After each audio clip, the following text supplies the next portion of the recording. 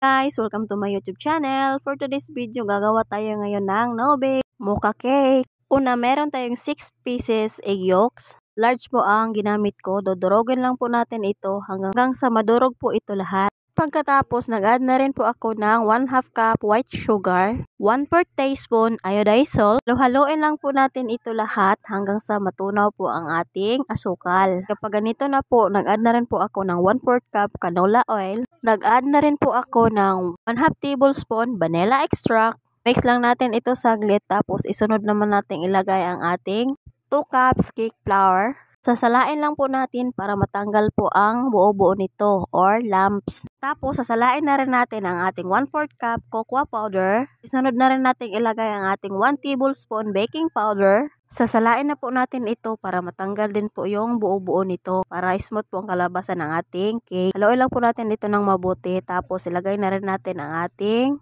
3/4 cup of water. Tapos isabay natin ilagay sa ating tubig ang ating coffee powder. Konti-konti lang po sa paglagay ng tubig. Tapos haluin ito ng dahan-dahan para hindi ito ma-overmix. Kapag ganito na po ang inyong mocha butter, hinto na po kayo sa paghalo. Proceed naman tayo sa paggawa ng ating merengue. Meron tayong 6 pieces large egg whites. Beat lang po natin hanggang sa magpumi. Pag nagpumi na siya, maglagay lang tayo ng 1/2 cup white sugar. Pakunti-kunti lang sa paglagay ng asukal. Lagyan na rin po ako ng 1/2 tablespoon vinegar para pang-stabilize po sa ating merengue. Kapag stipik na po ang inyong mirang or itataob nyo, hindi na siya mahuhulog, hinto na po kayo sa pagbeat ng inyong merengue. Lang tayo ng kaunting mirang sa ating mocha cake batter. Tapos, start na po tayo sa ating pag-cut and fold. Script lang po natin sa gilid at sa ilalim para mahalo po ito ng maayos. Cut and fold lang po ng dahan-dahan para hindi po kayo makapag-create ng maraming bubbles, para hindi po ito magbutas-butas kapag maluto na ito. Kapag pantay na po ang kulay sa ating mirang, hinto na po kayo sa pag-cut and fold nito. 8x3 po ang size sa ginagamit kong pan. Tapos naglagay na rin po ako ng baking paper para hindi po didikit ang ating cake. Tapos naglagay na rin po ako ng mocha butter sa ating pan. At ganyan lang po kadami, huwag nyo pong punuin at tapos taktak nyo po ng 3 beses para matanggal po yung bubbles niya. Naglagay na rin po ako ng aluminum foil para hindi po ito matuluan kapag i-steam na natin ito. Bago nyo isalang inyong cake, pat kumulo na po ang tubig sa inyong steamer. Tapos pakalmahin nyo muna ang tubig sa inyong steamer bago nyo isalang inyong cake. Pa na po natin ang ating steamer at isalang na po natin ang ating cake ng 1 hour. Dapat ganito lang po kahina ang inyong apoy para hindi liliit or titigas ang inyong chipon. After 1 hour, buksan na po natin ang ating steamer. At ito na po ang ating mocha chiffon cake. Ito na po ang ating steam mocha chiffon cake. Napakasarap at napakalambot nito, guys. Tatanggalan muna natin ito ng baking paper. Proceed naman tayo sa paggawa ng ating mocha buttercream frosting. Meron tayong 1 cup unsalted buttercream. I-beat lang po muna natin ito.